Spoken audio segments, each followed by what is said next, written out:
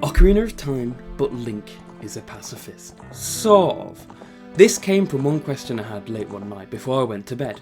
Can you beat The Legend of Zelda Ocarina of Time without killing a single enemy? So I went to find out. Short answer, no. What we can do is then find out what's the absolute minimum amount of enemies Link has to kill to get to Ganondorf and save Hyrule.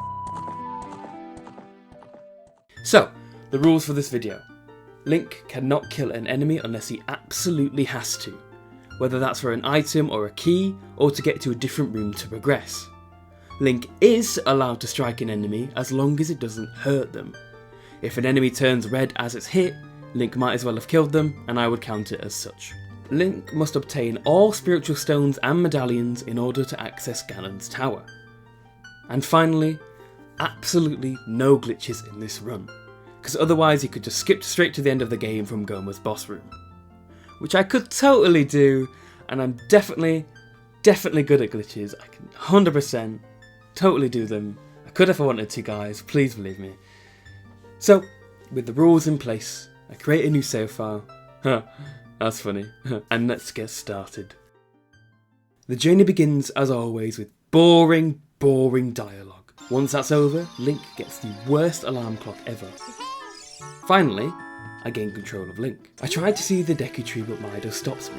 He says I need both a sword and shield in order for him to let me pass. So I begin by ransacking every single stone, leaf, and other people's personal property like the homeless man that I am. I also come across the ancestral Kokiri sword, which I yoink without permission and magically summon a scabbard to put it in. After collecting a whopping 40 rupees, I can buy the Deku shield from the shop.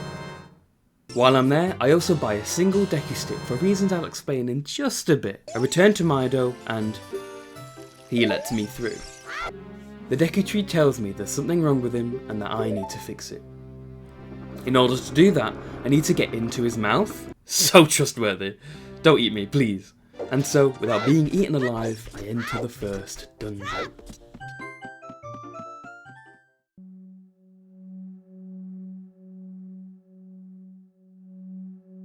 Once I entered the Great Deku Tree, I made my way up the vines, collected the map, and entered the first issue of the run. This Deku Scrub. The way you deal with him normally is to deflect the Deku nuts he shoots back at him. But this doesn't actually kill him, it just bullies him into opening the door to the slingshot. So, we win? Anyway, inside I find the slingshot and return to the main room. Oh yeah! I need to climb this vine in order to make it to the higher level. Normally, I just shoot them with a slingshot, but you know, killing. However, I don't actually have to kill them at all. Wall chillers have a weird mechanic where they only attack if you're climbing too quickly in front of them.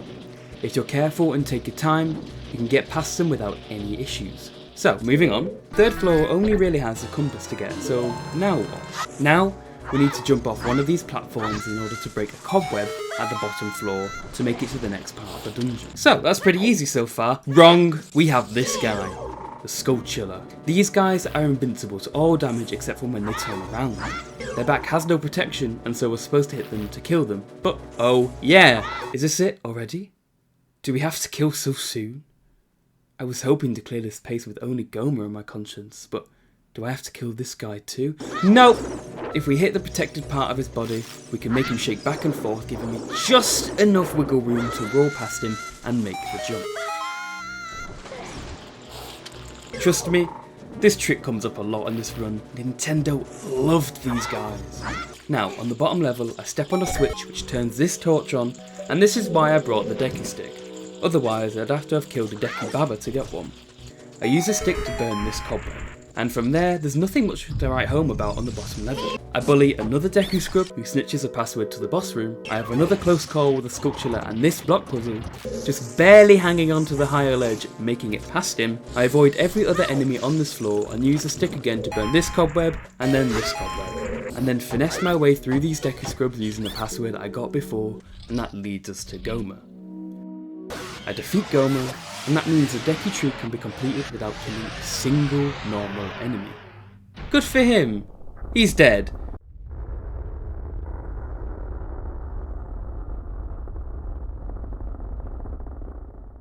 Before he died, he spouted some waffle about Ganondorf and the goddesses, then gave me a green Haribo ring, aka the Kokiri Emerald. He then sent me to go see Zelda at Hyrule Castle. As I'm leaving the forest, I see Saria. Oh, thanks, an Ocarina. I'll definitely treasure it forever. Finally, Hyrule Field. I can begin my adventure properly. Oh no, it's you! After that, I make my way to Hyrule, and once in the market, I get a few rupees before heading to Hyrule Castle. Wow, such a historical location. I wonder what's going to... Anyway, the guard won't let me past the gate, so I head back to the market and wait, there was a girl here before.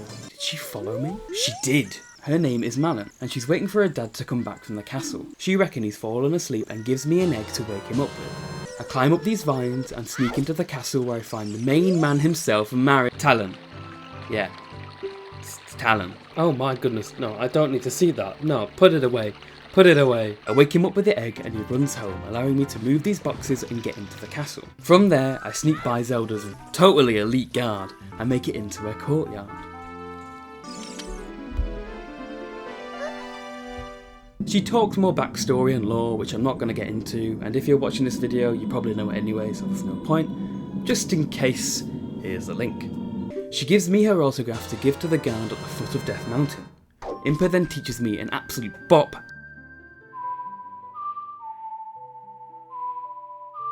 and kicks me out of the castle. She tells me to go to Death Mountain to get the Goron Ruby. Then she disappears. So instead I head to Kokiri Forest. Trust me, this makes sense. Navi will beg you to go there to see Saria. On the way, I also stop at Lon Lon Ranch to get Epona's song. Behind this house is the Lost Woods, where I find him and also pick up a slingshot upgrade. Then I enter the secret meadow.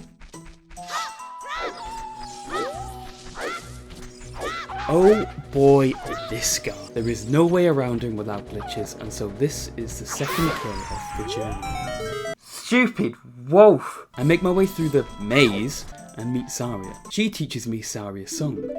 I'll treasure this song forever, just like the ocarina you gave me. Now we can head to Kakariko Village.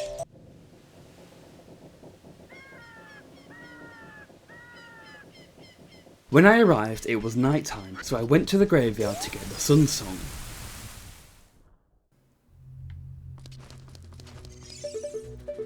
Oh yeah. Oh, I forgot. We need to kill these guys in order to get the Sun Song. What? So, looks like we're doing this without the Sun Song. I give the soldier the letter from Zelda. He takes the mick, but lets us through. He also suggests getting a proper shield. Yeah, like I'm gonna take you over. A discount? Give me the money. It was daytime as I came back from the market, and so I decided to get the bottle from the Cuckoo Lady before heading to Death Mountain. Oh boy, Tektites. I hate Tektites. Unfortunately, there's no moral reason to kill them. Luckily for them, I make my way up the mountain and into Goron City.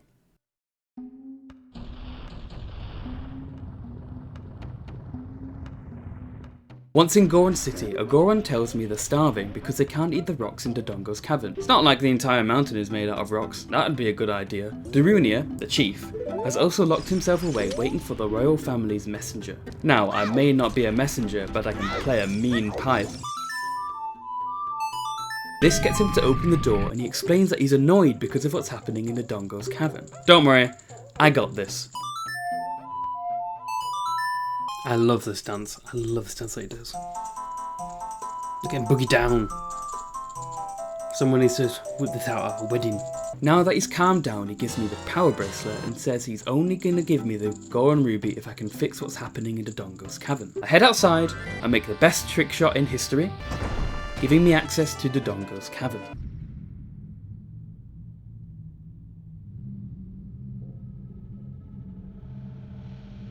I start off by blowing up this wall and dodging these little guys. They may be cute, but they'll blow up with the power of 1,000 suns. I push this block, open this door, dodge these bats and enter this room. Surely nothing bad could happen. This is a mini boss room containing 2 Lizarfolks. There's no way to bypass this room without glitches, and so these 2 are added to our list. Once that's over, I dodge some dodongos to light these torches to push this button to open this door on the other side of the dungeon. From there, I blow up this staircase and enter this room. I push this block and climb this ladder while avoiding bats and press this button to enter this room. I cross this bridge making sure not to get hit because Link will somersault into the ground below like Tom Daly at a diving competition. I make my way through this area, blowing up this wall, hitting this switch and entering this room, which just so happens to be another mini-boss room. Yay! Another 2 Lizardfolds bites the dust. I make my way through the next few rooms to find the bomb bag. Now I can unleash hell from anywhere. I blow up the 2 eyes of this skull and make it to the final part of the dungeon. From here, it's a winding path to access this block to push it into this hole to finally fight King Dodongo himself.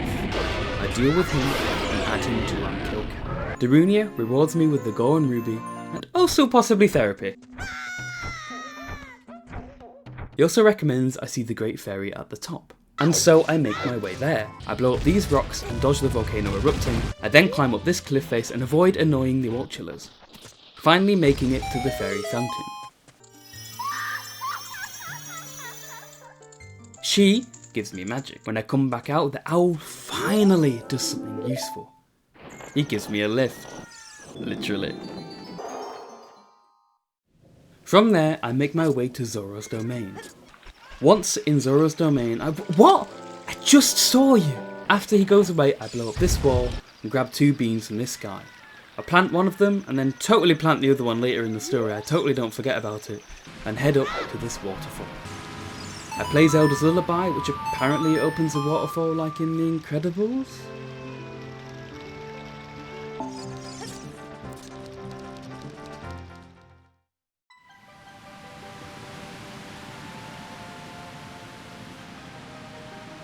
Now entering the best place in this game, I go up to see King Zora.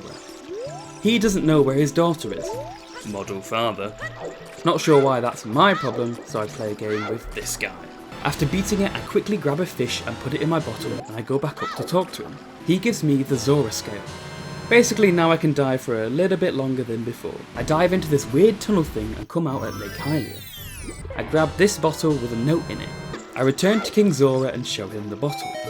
The note basically says Princess Ruto has been eaten by Lord Jabu Jabu and I have to go and save her. And then he moves over.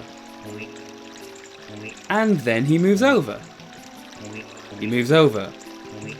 If I'd sit through this again, so did you. Here's some Subway Surfers to help. Outside is this absolute chonker of a whale. This is Jabu Jabu. I offer him that fish that I caught earlier, and he swallows me. That's 2 out of 3 things that have swallowed me so far. Doing well.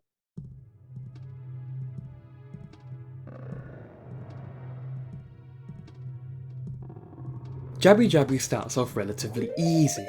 I make my way through as normal, avoiding these jellyfish things. I find Princess Ruto, and she's being stubborn.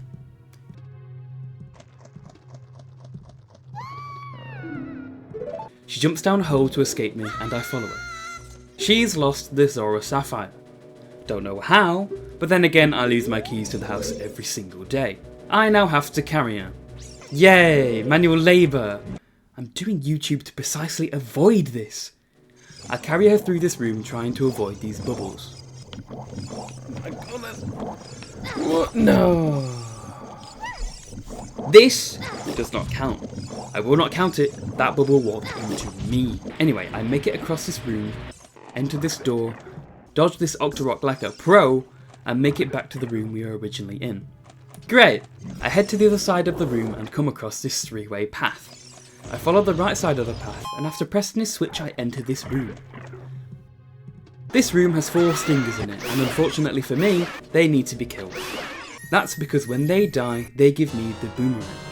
So I add them to our list. Heading back outside, I head to the room to the opposite side of the room and encounter this thing. This is a parasitic tentacle, and you have to use the boomerang in order to destroy it. This, however, I'm not going to include on the list for reasons I'll explain later. Once that's dealt with, I get the dungeon map, and upon heading back to where I started, you can see that this oozing tentacle thing has now disappeared. Heading through that door, flesh thing? I come across another tentacle. I deal with that and head back to the centre where I can see the middle path is now open. Heading in there, I find the final parasitic tentacle with 4 jellyfish along with it. I managed to kill the tentacle without hurting the jellyfish, but the door wouldn't open. It then hit me. I had to kill them too. Or did I? I reset the game and headed back outside. Outside in the bottom right corner is a small island. If you blow up the wall, you can find a great fairy fountain. She will give you Farore's Wind. Apparently she was quite gassy that day. By using Farore's Wind to set up a teleport point in the main room of the dungeon, we can enter the tentacle room, destroy it, then use Farore's Wind to teleport back to the main room without having to kill those 4 jellyfish. Yes! Yes! Saved 4 jellies from being killed.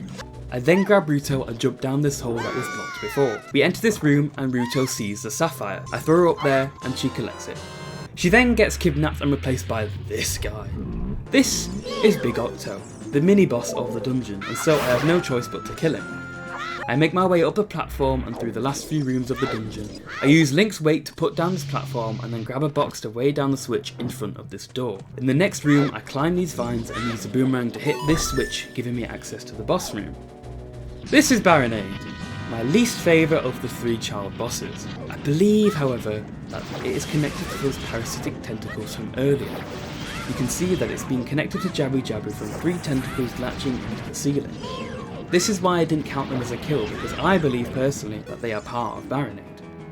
I'm also not counting these jellyfish either, because they too are connected and being used by Baronade, so I'm classing them as kind of one whole hive mind creature.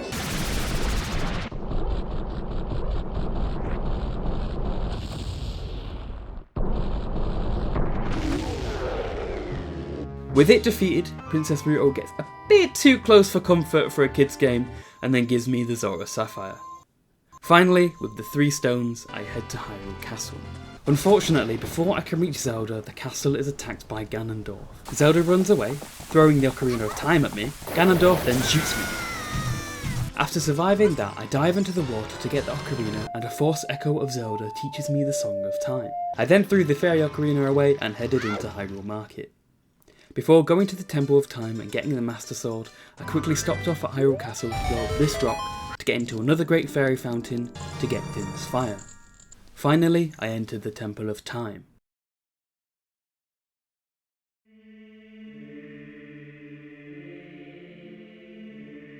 I played the Song of Time and obtained the Master Sword.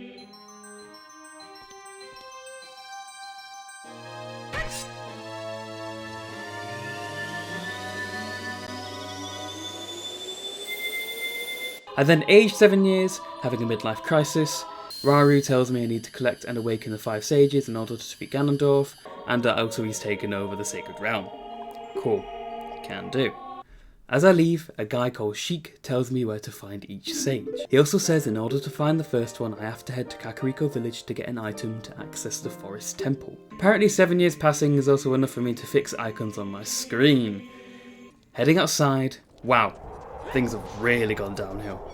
I see Ganondorf's redecorated, and I don't like it. Entering Kakariko village again, I head to the windmill to get the Song of Storms, and then into the graveyard to do some grave digging. No, seriously, that's what you have to do. In this grave, I find Dampe, the old gravedigger. He challenges me to a race. As a reward for beating him, he gives me the hookshot, the item I need to get into the forest temple. And so we're headed to Lon Ranch. Now I know what you're thinking, but this just saves time in the long run. Lon Ranch has been taken over by Ingo, Talon's former worker. You can pay Ingo to ride the horses for a short time. But that's not why I'm here. I'm here for Epona. I play Epona's song, ride her around a bit, then pay again to ride her. Upon doing this, Ingo will challenge you to a race. Let's be too fast. Let's do this, Link. All I've got to do is get in front of him. All I've got to do is get in front of him. There we go. Now I can ride this pony, well, this horse home, I suppose. After absolutely whooping him the first time around, he will challenge you to a second race, saying that if I win, I can keep Epona. Come on, we need to be on it with him. He's going wide. I just gotta get in front of him. Suck it.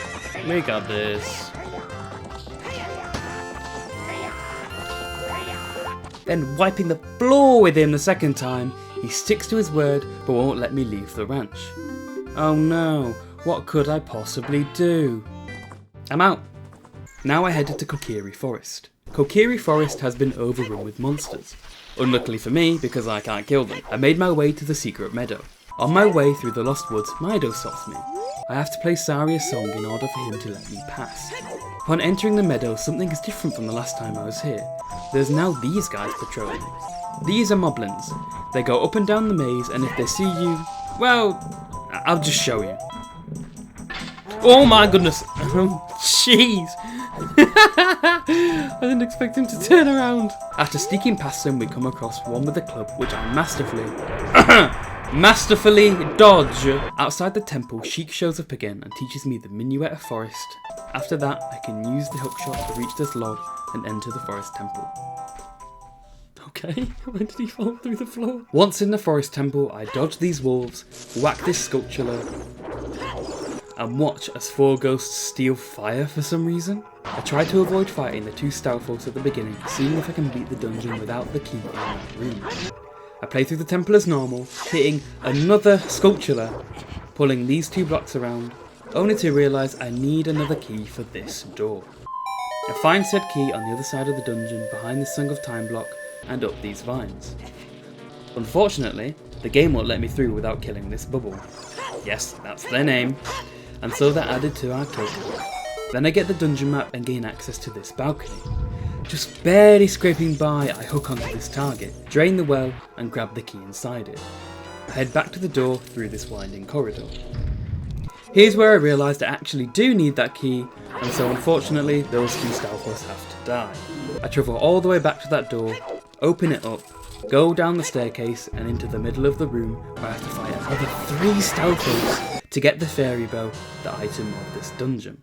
I use the bow to destroy the red and blue post-sister paintings and then kill them? Send them back to the afterlife, I don't know. I then find another key. I then find out I need another key, and after doing some cool tricks, I shoot this eye, travel along this now straight path, grab the boss key and go down this hole. I then find I have to kill these 2 bubbles to open this door. I sneak past this Deku Baba and encounter this floor master, which I also have to kill to get a key that's falls. I then go through the dungeon as normal, killing both the green Poe and purple Poe. I figure out the puzzle on the bottom floor and confront Phantom Ganon. I kill him, and then that's the end of the forest temple. I get the medallion, find out I'm a Hylian, and set off for Death Mountain. Oh, on the way there I get an upgrade for my bow. Okay, Goron City. I blow up a Goron, but he's okay. He's made of rocks. His name is also subscribed, and he says that Ganondorf is going to feed the Gorons to Volvagia, this dragon hiding in the fire temple. Ah, the circle of life. So, off to the fire temple. The fire temple actually starts off pretty tame. I have to do a few careful maneuvers, but I can avoid the majority of the enemies there. I save a few Gorons, push a few switches, dodge fire like a boss. It's only until I reach this door in the fire maze that I have an issue. Now, it's a moral dilemma. Is a door alive? I have to blow it up to make it through. It moves like it is, but is it just magic? I'll leave that one up to you.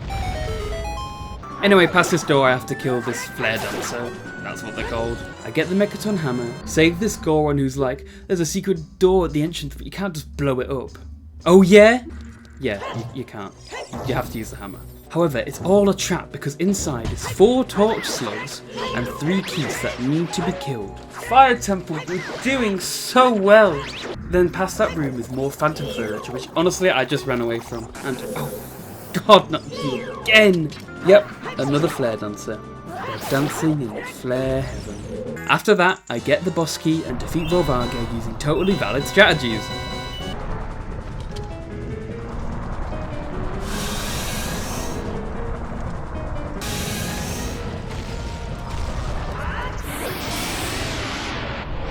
I get another medallion, this guy poos himself, and we head to Zora's River. Actually, I quickly went this way to break these blocks to gain access to another fairy fountain to get the second magic upgrade. Now onto Zora's Domain. Zora's Domain. Is it me or is it chillier all of a sudden? Yes, everything is frozen over. Serves King Zora right, if he'd just moved quicker he could have melted it. Anyway, outside I find some ice platforms that leads me to the ice cavern. Oh boy, the ice cavern. My favourite bit. Starting off strong, I have to kill these 4 freezers to make this door open.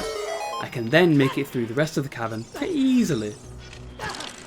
Until finally making it to the end room, I have to kill this white wolf to get the iron boots. Sheik then tells me I have to go to Lake Hyrule to the water temple to fix everything and gives me a song to get there. But before that, I get the Zora tunic by unfreezing King Zora. How kind. And then I get the big orange sword. And then I get the big orange sword.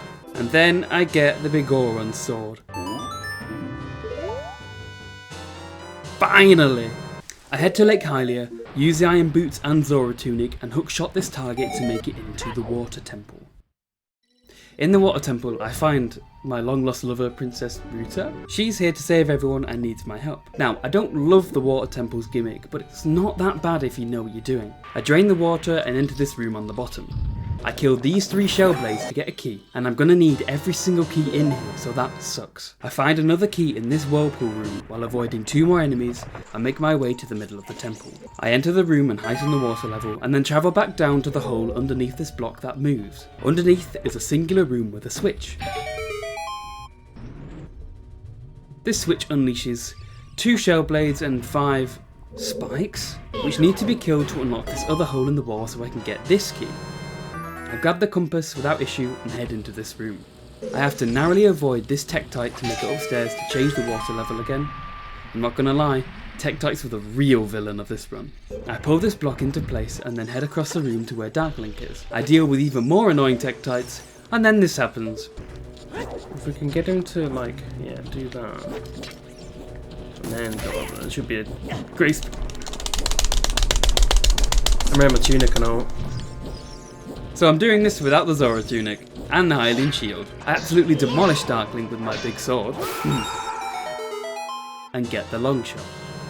I grab this key, change the water level, hookshot my way over here and move this block. I then head down to the bottom level, hookshot over to this door and make my way through this room. I narrowly avoid the Tektites and then enter the worst room in the dungeon for this challenge. You can see why. I had to be so careful blowing up these walls in case I ended up killing the stingers in this room. I managed it, just watch what happens.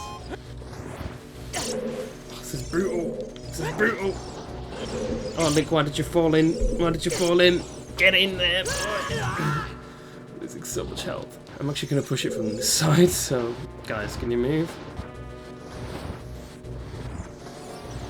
It's gonna... ow. And they're going to get worse because they're going to get a bit more room to move around. Go, go, go, go, go, go, go, go. I've lost half my health in just this room. I dodge a few more enemies and make it to this door with no issue. I grab the boss key and go to fight Morpha, who I stupidly wrote as Morbius in my notes as a joke. And it's staying like that. I bully Morbius in a corner, collect the water medallion, Sheik says some heroic stuff, I shoot the sun, I get the fire arrows and head straight to the Temple of Time because I forgot to unlock that cutscene to get time travel back. I then headed to Kakariko Village.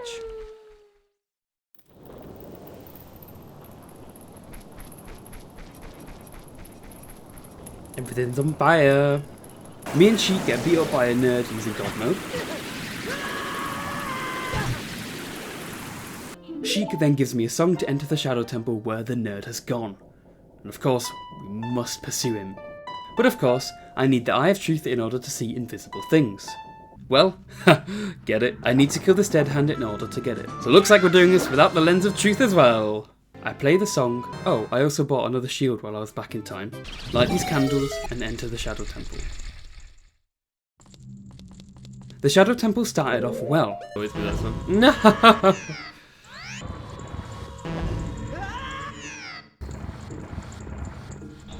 There we go. Okay, after that I actually killed a dead hand to get the hover boots.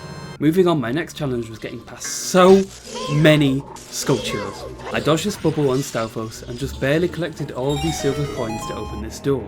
Inside, I pushed this block, climbed on top of these spikes and collected this key. I then used the key to open this door across these 2 invisible platforms. Which I did, first try. This is gonna suck. It's close.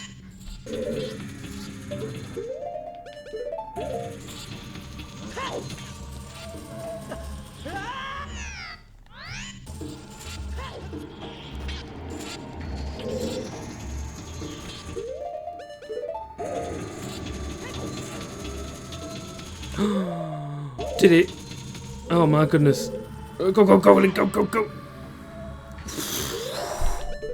I then collected these silver rupees, went in this door and blowed up this skeleton statue. I then realised I had to kill all the enemies in that room. So I reset and used Feral's Wind again to get the key and then escape. Gotcha. I made my way through these fans, past another sculpture and into a room with 2 Gibdos. You don't actually have to kill either of these because the key is hiding under this dirt pile. Easy. Then there's this boat ride, which again, you don't have to kill these Stalfos. The boat will still move, so you just have to survive and jump off when you reach the end. That wasn't my fault. I blew up this bird statue and entered this weird invisible wall room. I made my way into this room and had to kill this floor master to spawn another key. I then made my way to this room, burned the 2 wooden boards down, and lured the Re-Dead away from the chest so I can get the boss key. Looking at this in the edit, I didn't realise that the Din's Fire actually did damage the 2 Re-Deads, and by the rules, this should count as 2 kills. However, I went back later and checked if this was actually possible to do without hurting them, and if you used Din's Fire just at the doorway, you could just get enough distance not to damage them both. In the interest of finding out how many enemies I need to kill in order to get to Ganondorf, I'm not going to count these 2 on account of this. Just so I can be completely honest and not pull the wool over the eyes saying, oh no, they didn't die, oh they don't count, going against my own rules. So these 2 do not go towards a kill count because there is a way to avoid killing them. I just didn't know it in the time, I didn't even realise it in the time. So, moving on. And then I had no issue getting to the boss door. Oh yeah, I'm not going to see.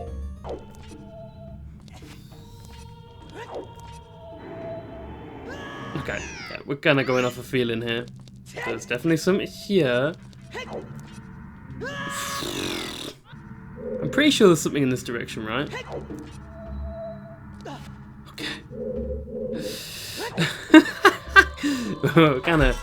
Kind of low on health there a little bit, just a smidge. And that's it. Just bongo bongo to kill. You know, despite being called the Shadow Temple, I didn't actually have to kill a lot of things in it. Anyway, I got the 5th medallion and set off to Gerudo Valley. When I arrived, it was nighttime and nuh-uh, I'm not playing through this part of the game without that banging music. So, I waited until day came. I also fixed my HUD again.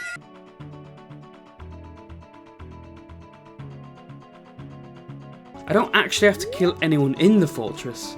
Every time you fight this woman, she just jumps away and drops a key. So I saved the 4 carpenters and entered the haunted wasteland. There's no real enemies in my way here, but you know what was in my way? This invisible path. Normally, you'd use the lens of truth to trigger this guy to show you the way. I had no idea if it was even possible to get through this bit without it. So I searched it up and found this video by Danny B, absolute goat. I followed his tutorial and managed to get to the Desert Colossus. I bombed this wall and grabbed Neyru's wisdom just in case. Then I entered the Spirit Temple. The Spirit Temple actually starts as a child. When you find nothing to do as an adult and leave, Sheik will tell you need to return here as a child. So he teaches you a song to do exactly that. And that's what I did. Inside I meet Naboru, a thief, and she tests me with getting the silver gauntlets back. Sounds easy enough. Wrong. In the first room I had to kill these 4 Keys and this 1 Armos. I lit the torches in this room using Din's Fire and then headed to the other side. I avoided the Stalfos and used a boomerang to hit this switch. I did accidentally hit this bubble, but as it turned blue and not red, I won't count this as a hit. Now there's this room, and just watch. Ah, you, I know you.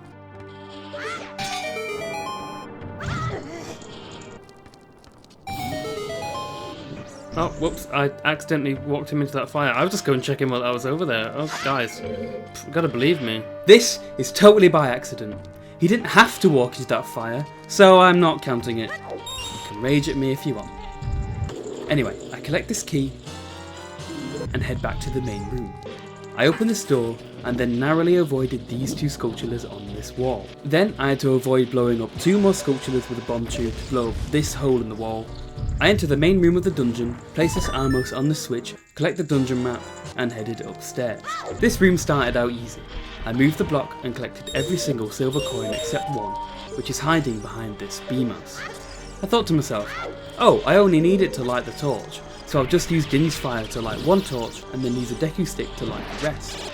Miyamoto himself must have heard me because that just spawned a chest directly behind the exact same BMOS. And so he had to die. From there, only this iron knuckle up these stairs stood between me and the silver gauntlets. Oh my god, leave me alone! I can finally grab the silver gauntlets and Naburo gets kidnapped. No, really, she gets kidnapped. Well, she's not using them, so I returned to the Spirit Temple as an adult, which started out pretty well. I got through a good majority of the dungeon avoiding enemies until I got to this room. Now there's 3 more fire guys who all had nasty accidents. I'm just gonna walk over here. Da da da da da. La da da da da. La da da da da. Da da da. Oh my god, did he die? That's so sad. Oh my goodness, I'm so sorry. You shouldn't have run into that. I think we should turn that thing back on. I don't know, what do you think about it, guys? We should check it out with this. Well, I mean, look at that. That's such a cool little design. Wow. Oh my god, did he die? Unfortunately, there's also an innocent BMOS who was a witness and must die. It's to open this door, I promise. It's for a good cause. I then had to lure this Armos over who just happens to turn red, and so now he's on my list. I then had to fight another Iron Knuckle to get the mirror shield he's protecting. Then I have to use the mirror shield to unlock this door, hook shot to the top of this room, play my Ocarina, destroy another door while dodging more slugs to shoot this eye, to press this switch to finally get the boss key. I then had to make my way through this room, push these mirrors while avoiding the bubbles and Lizardfalls to light up this mirror. Then I have to stand under that mirror, turn this sun switch on and burn the statue's face. After all that, Koime and Kotake make me fight this Iron Knuckle, which just turns out to be Naburo in disguise. She's been brainwashed and I managed to free her only for her to get zapped out of existence. By the way, does anyone know why this plays at the end of the title screen? I've always wondered that. I then have to fight and defeat Twin Rover. I thought long and hard about whether this counts as 1 or 2 kills, but technically they both literally die in front of me, so I'll count them as separate kills. I get the last medallion and can head to Ganon's castle. But first Rauru tells me to go to the Temple of Time. Once there, Sheik appears. He tells me more lore and then, what? Shock, horror, it's Zelda! Oh my god, I could not have seen that coming. Anyway, she gives me the light arrows and then gets kidnapped. Okay, on to Ganon's tower. You asked for this, old man. Using a power friendship bridge to get over, Ganon's tower is split into 6 rooms, 1 for each sage. So, I'll cover them individually. The Shadow Room gave me no issues, except not being able to see the platforms. But I did get the golden gauntlets and went to get the health upgrade after seeing Link hurl a massive rock across the room like it was nothing. So strong. Nothing to say about the spirit room. I did have to move quick with 2 slugs and a bomb though. The light room, however, did give me some trouble. None of the chests had a key in it, and so I had to kill the 3 Kisses and 1 sculpture in there in order to get it. Other than that, no issues. The fire room was just 1 big silver rupee puzzle, so no kills there. Inside the water room though, I did have to kill 2 more Friezards to open this door. Other than that, it was fine. In the forest room, I thought I had to kill this Wophos. However, if you re-enter this room and shoot each torch quickly with fire arrows, then you can solve the puzzle without needing to kill him. And that's it. That's all the rooms. On to Ganon's Spire, which has a total of 2 Dynaphos, 2 Stalfos, and 2 Iron Knuckles that stand in my way as I make my way up the tower. Bringing us finally to Ganondorf. Finally, a climactic battle. Come on, Link, we got this. Use that bottle. It's gonna mess up at one point. When we do, we've got him.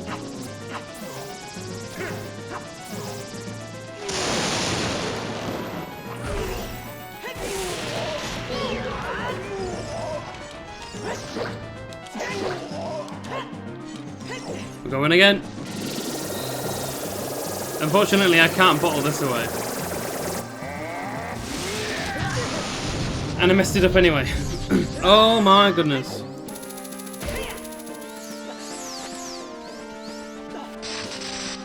That's rude, that's rude. Right, now fight me properly. Ready.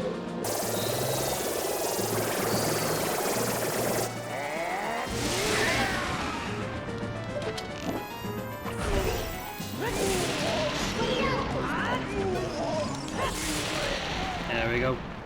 After his death, Ganondorf tries to bury us by destroying the tower. Surely there's no time for fighting, right? Nope! Here's 2 stupid stealth hills for you to fight. Finally. Outside. Surely peace. Oh my god, he's cheating! He's cheating! And that brings us to our final king, Ganon himself.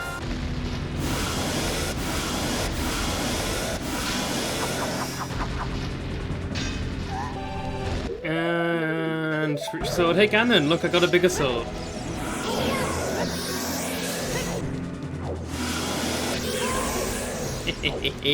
Got your nose. Oh, I love the music to this. And it's going down.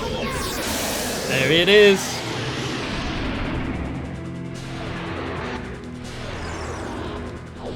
Temptation just hit his tail again. It's really strong.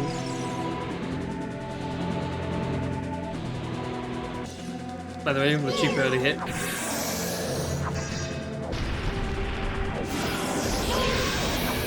Come on, come on, come on, come on. He's not got much left in him.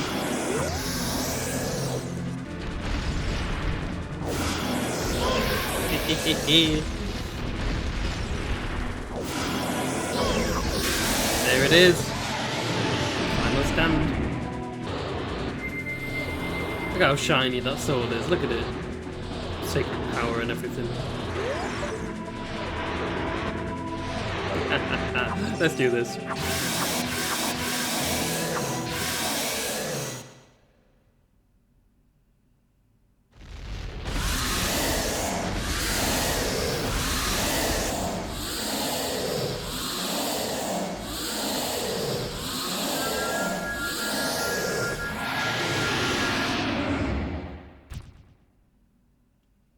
So, how many things do we have to kill in order to reach Ganondorf? Well, there were 10 bosses in total, and counting Ganondorf and Ganon as one because it's technically the same guy, not like with Twin Rover where there's 2. There's 4 enemies in Dodongo's cavern, 9 in Jabby Jabby's belly, 13 in the Forest Temple, 9 in the Fire Temple, 5 in the Ice Cavern, 11 in the Water Temple, only 2 in the Shadow Temple, 6 in the Spirit Temple, 14 in Ganon's Tower, and 1 stray wolf in the Secret Meadows, bringing our total to 84! 84 people had to die in order to get to this man. Wow. Okay, I've not actually looked at this number beforehand. This is my actual reaction to this. 84 kills! It does not look like that much. Wow, that's a lot. Thank you so much for watching this video. This was a massive undertaking for me, but I was so excited to film it and I had a great time doing so. For anyone wondering, I recorded this using the ship of Harkinium, which massively upgraded the graphics of this already beautiful game. I'll leave a link in the description to their homepage, so please go and check it out. I honestly can't wait for them to finish with the Majora's Mask one, it looks incredible. This was something I wanted to look at for the longest time, but never really had a good enough reason to, so I'm glad I finally did it, and who knows, maybe if people like this enough I'll do an entire series on the other 3D Zelda games.